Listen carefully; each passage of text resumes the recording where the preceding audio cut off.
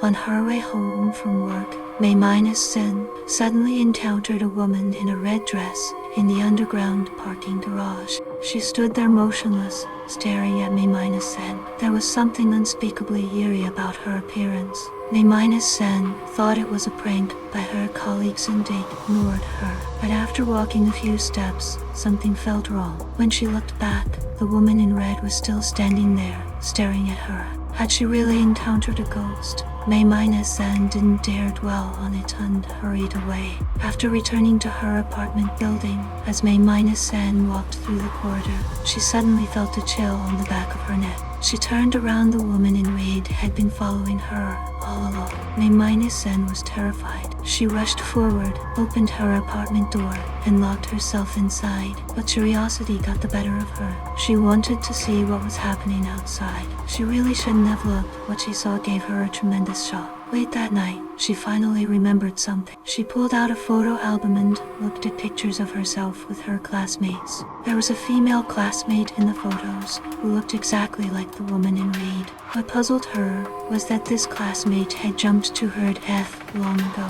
There was no way she could appear here. The next day, as May-Sen was about to drive to work, she saw the woman in red standing there again. But this time, May-Sen wasn't going to let it go.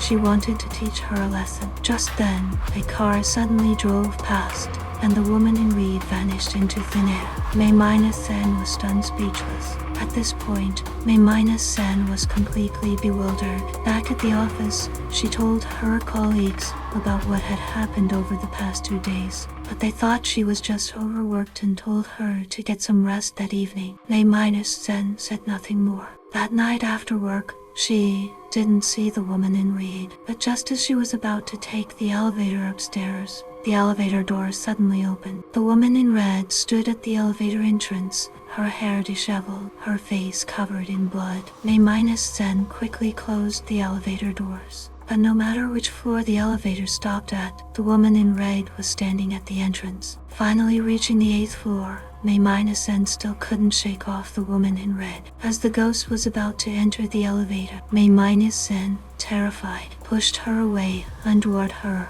apartment door. But the lock wouldn't open no matter what. The woman in red kept following her. With no choice, May-Sen fled into the stairwell. But wherever May-Sen ran, the woman in red followed close behind. However, for a brief moment, the woman in red lost track of her. May-Sen seized the opportunity to escape the building. She ran to a corner and hid. She quickly pulled out her phone to call the police. But the next second, the woman in red grabbed May-Sen's hair, dragged her up the wall to the top of the building, then revealed an eerie smile and let go, dropping May-Sen to her death. And so, May-Sen died tragically. Could it be that May-Sen's classmate didn't commit suicide after all?